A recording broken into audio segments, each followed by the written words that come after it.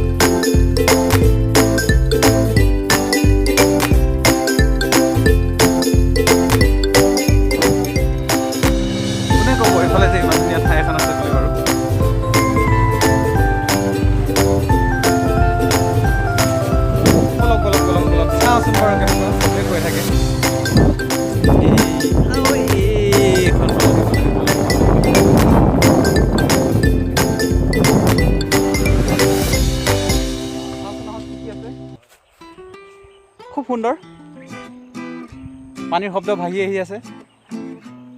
সুন্দৰ প্ৰাকৃতিক পৰিৱেশৰ মাজত খুব সুন্দৰকৈ বনাইছে। এফালে দেখিছে ইয়াতে সৰু পুখুৰী আকৃতিৰ সুন্দৰকৈ মাছ চাছ খাব পাৰে আৰু পৰিৱেশটো সঁচাই মোহনীয়। বহুত মানুহ আহে, ফটোত দেখি আছিলোঁ, কিন্তু নিজ চকুৰে এবাৰ চাম বুলি ভাবি আছিলোঁ বহুত দিনৰ পৰা। সেইটো কাৰণে বন্ধুৰ সৈতে আহি একদম বিচাৰি উলিয়ালোহি। দিগাৰু নৈৰ কাষতে আচলতে এফালে সকলোকে বহিব পাৰে, সুন্দৰ ব্যৱস্থা আছে। লগতে প্ৰথমতে আমি ইফালেও সুন্দৰ বহিবলৈ ব্যৱস্থা আছে। গোটেই বস্তুবিলাক চাম। ইফালে ৰিজৰ্ট যিহেতু মানুহ থকাৰো সুবিধা আছে। এফালে কামো চলি আছে।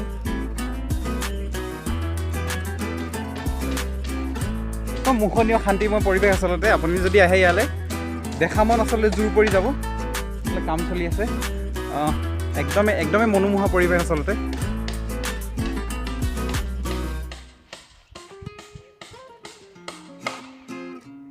অপূৰ্ব প্ৰকৃতি সঁচাকৈ অপূৰ্ব। খুব সুন্দৰ ঠাইত জেগাটো নিৰ্বাচন কৰি ইয়াত খুব সুন্দৰভাৱে আটোম টোকাৰিকৈ সজোৱা হৈছে আচলতে ঠাইখন। দেখিছে এফালে আছে, এইটো বহিব পাৰে আপোনালোকে। এফালে পানীৰ খুব ধুনীয়া শব্দ, নিজৰা ভাহি আহি আচলতে। প্ৰথমতে আচলতে পানীটো খাবলৈ বিধে বস্তু পায়, আপোনালোকে খাব পাৰে। দাদা কি পায় ইয়াত খাবলৈ? আমাৰ মেনুখন দেখাইছে। পকৰা আইটেম পায়, চিকেন আইটেম পায়, আপুনি ভাত পাব, তাৰপিছত মাটন আইটেম পায়, চব পায় খাবলৈ। পনীৰ, জিৰা, মছলা, এভৰিথিং চব খাব পাৰিব, থাকিব পাৰে। মানুহ আহে, ক'ৰ পৰা মানুহ আহে, এনেই বিভিন্ন প্ৰান্তৰ পৰা আহে, এনি টাইম আহে। থাকিব পৰা সুবিধা আছে।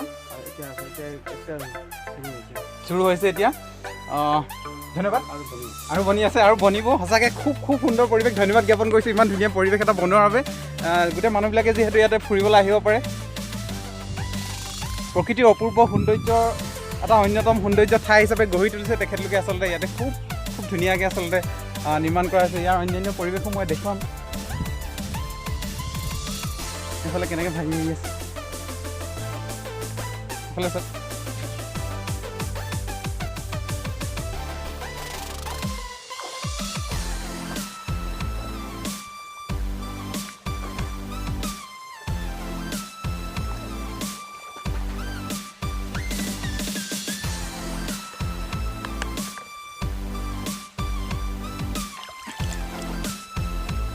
আপোনালোকে যদি মোৰ চেনেলটোত প্ৰথমবাৰৰ বাবে চাইছে তেতিয়াহ'লে ছাবস্ক্ৰাইব কৰি ল'ব আৰু যিটো বেল বাটন আছে ক্লিক কৰি দিব। নতুন ভিডিঅ'বোৰ পাই থাকিব। ধুনীয়া পৰিৱেশৰ মাজত মই এনেকুৱা ধৰণৰ ব্লগ বনাই থাকোঁ। গতিকে খাবলৈ কিবা অৰ্ডাৰ দিছোঁ। কিনো দিছে চাওঁ বলকচোন। ইয়াৰ খাদ্যটো আচলতে কেনেকুৱা সেইটো আমি দেখুৱাম আপোনালোকক খায়ো টেষ্ট কৰি। এইফালে যাব লাগিব আমি।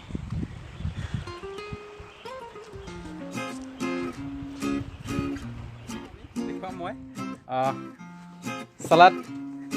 চালাড দিছে। চালাড খাম। খুব ধুনীয়াকৈ বনাই দিছে আচলতে চালাডটো। আৰু কি খাম? আৰু দিছে এই গাহৰি, পৰ্ক কাৰী আৰু ভাত, বাচমতি চাউলৰ ভাত। খাই লওঁ, তাৰপিছত আহি আছোঁ পুনৰ ভিডিঅ'টোলৈ।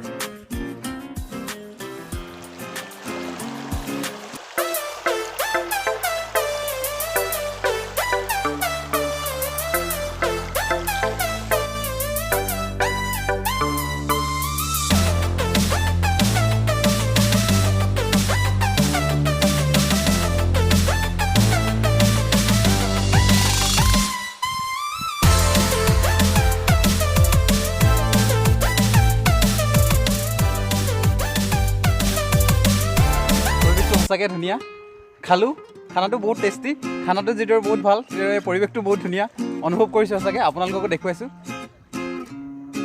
সুন্দৰ পৰিৱেশ।